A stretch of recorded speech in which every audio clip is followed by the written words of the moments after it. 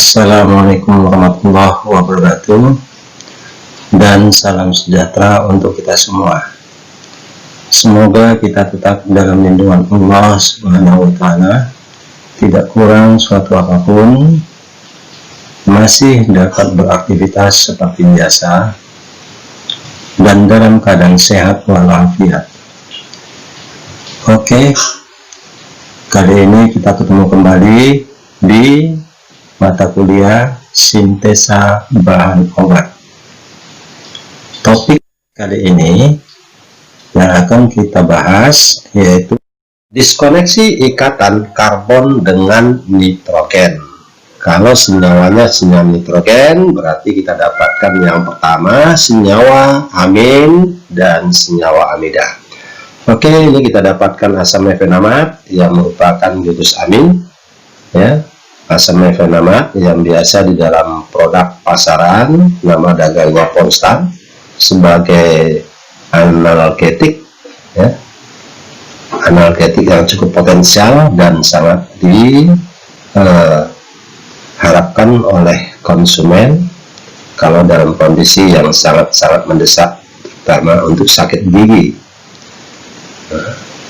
Oke, kita potongkan ikatan karbon dan nitrogen. Karbon dari gugus aromatis, inti aromatis, dengan aminnya nitrogen. Nah, ini akan kita dapatkan yang pertama senyawanya, kemudian bisa kita potong di tempat berikutnya untuk ikatannya, atau senyawa yang lain. Misalnya kita dapatkan senyawa niketamid, nama dagangnya koramin. Ini merupakan inti senyawa yang mengandung gugus amida, ya. Kita potongkan karbon dan nitrogen, karbon dari gugus karbonil dengan nitrogen dari amin. Oke, nah itu untuk pemotongan yang kita lakukan. Tentunya tetap seperti awal tadi, strategi kita lakukan pemotongan di sekitar gugus fungsi atau dekat dengan gugus fungsi. Itulah diskoneksi yang terbaik, ya. Nah, kemudian kita dapatkan senyawa berikutnya lidokain sebagai anestesi. Nah, ini bisa kita lakukan pemotongan di beberapa tempat. Ada dua tempat. Yang pertama karbon dengan nitrogen dari amin, yang kedua karbon dan nitrogen dari gugus amida. Nah, di sini kita potongkan. Oke, kita lihat satu-satu dari contoh ini. Nah, pertama yang perlu kita pertimbangkan adalah diskoneksi karbon dan nitrogen pada amina didasarkan pada reaksi SN2. Tentunya kalau yang tadinya kita dapatkan senyawanya dextro akan berubah menjadi levo, atau sebaliknya. Nah, kemudian diskoneksinya akan menghasilkan senyawa amin dan alkil halida. Tentunya tetap kita harus perhatikan alkil halida yang terbentuk sedapat mungkin yang primer, hindarin yang tersier karena faktor sterik. Oke. Nah, kita potongkan misalnya gugus ikatan karbon dengan nitrogen pada gugus amin dari aromatis dengan amin pada senyawa asam mefenamat. Nah, ini akan kita dapatkan sintonnya bermuatan positif. Kita tinggal tambahkan klorida sebagai alkil halidanya, ya. Kemudian sinton yang bermuatan negatif dari amin itu kita tinggal tambahkan hidrogen, ya, negatif tambah hidrogen positif menjadi NH2. Nah, ini pertimbangan untuk alkilnya sedapat mungkin yang primer, ya. Bagaimana kalau kita lakukan pemotongan di ikatan karbon dan nitrogen untuk aromatis yang kedua? Maka akan kita dapatkan senyawa yang sama, yang hampir mirip, ya. Nah, ini kita dapatkan yang mengandung gugus asam sebagai klorida, alkil halidanya. Nah, ini yang didapatkan gugus asam mengandung gugus amin, ya. Karena kita dapatkan di sini bermuatan positif, ya. Nah, ini kita dapatkan muatannya positif, maka di sini untuk yang tersubstitusi oleh 2 metil itu menjadi alkilnya. Yang mengandung substituen asam itu kita dapatkan mengandung gugus aminnya, disempurnakan menjadi amin. Ini disempurnakan menjadi alkil halida atau alkil klorida. Nah, kemudian kita coba lihat untuk reaksinya. Nah, itu tadi sebagai retronya. Sekarang kita lihat reaksi sintesisnya. Kloridanya akan menyerang amin berikatan dengan hidrogen, sehingga kita dapatkan kembali asam mefenamat dengan menambahkan natrium karbonat untuk menciptakan suasana asam, dan sebagai katalisnya adalah tembaga sulfat.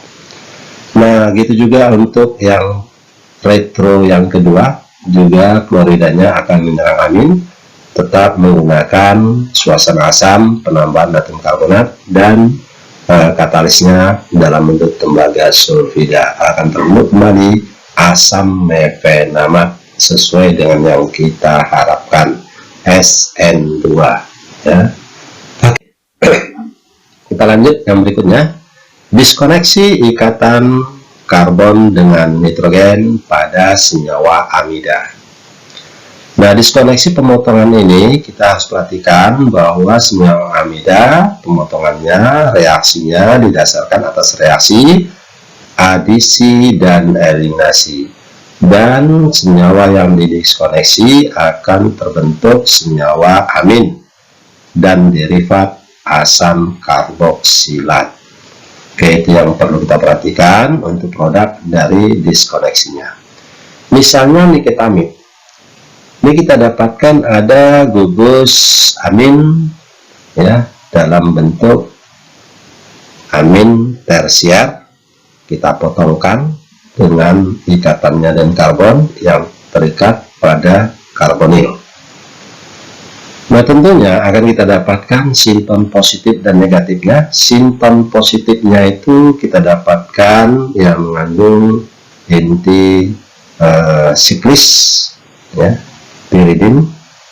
Nah, ini kita dapatkan nanti tinggal tambahkan yang negatif, misalnya klorida sebagai asetil. Kita pilih asetilnya yang paling reaktif ya, tapi sayangnya ini memang tetap tidak bisa kita pertahankan paling sederhana.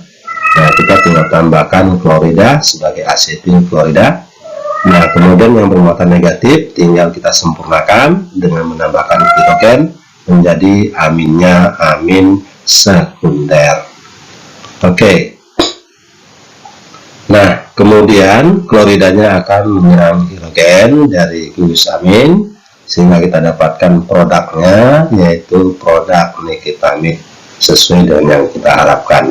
Nah, yang pertama yang perlu kita perhatikan bahwa pemotongannya akan menghasilkan amina, dan berikutnya derivat karboksilat ya sebagai asetil. Nah, itu untuk diskoneksi karbon dengan nitrogen pada amida. Nah, gimana misalnya kita dapatkan senyawanya mengandung dua gugus, yang pertama amin, yang kedua amida. Tentunya bisa kita lakukan pemotongan di dua tempat, seperti senyawa lidokain. Diskoneksi yang pertama kita dapatkan dengan reaksinya nanti SN2 menghasilkan amina ya saat dikoneksi, dan alkil halida. Itu untuk aminnya. Nah, di sini dia. Kemudian diskoneksi pada karbon dan nitrogen untuk senyawa amida.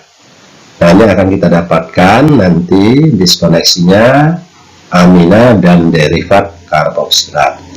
Nah, ini kalau nanti kita lakukan untuk retro dari lidokain tahap pertama untuk aminnya kita sempurnakan ya, tinggal yang positif ini kalau kita potong, maka nitrogennya negatif, tinggal ditambah positif hidrogen menjadi amin sekunder. Nah, kemudian untuk karbonnya bermuatan positif, tinggal ditambah klorida menjadi sempurna.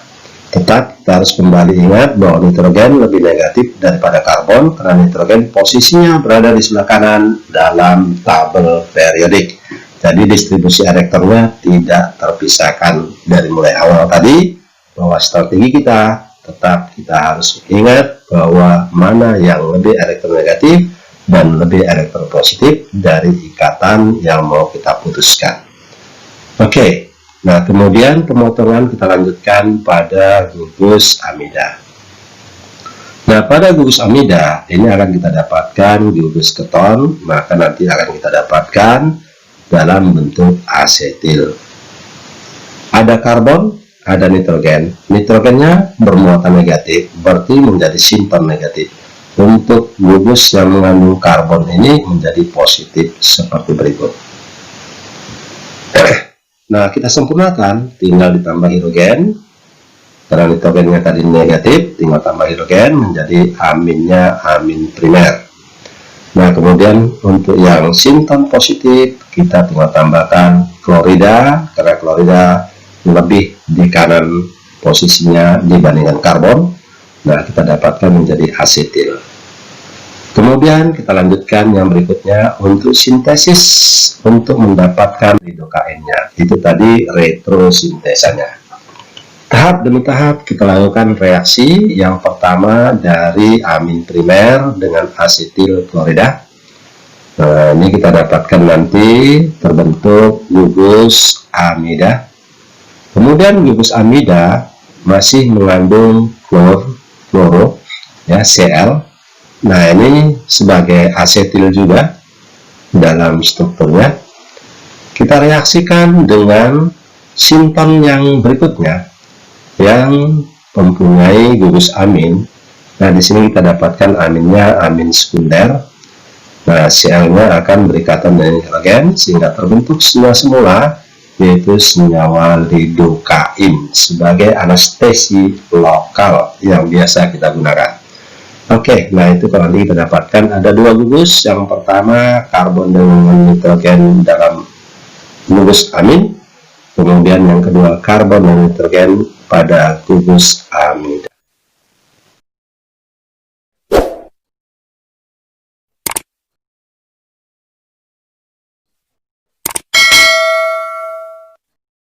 Terima kasih dan mudah-mudahan apa yang kita bahas bermanfaat dan memberikan amal ibadah untuk orang yang menyebarkan, memberikan informasi sebagai pembelajaran online hari ini.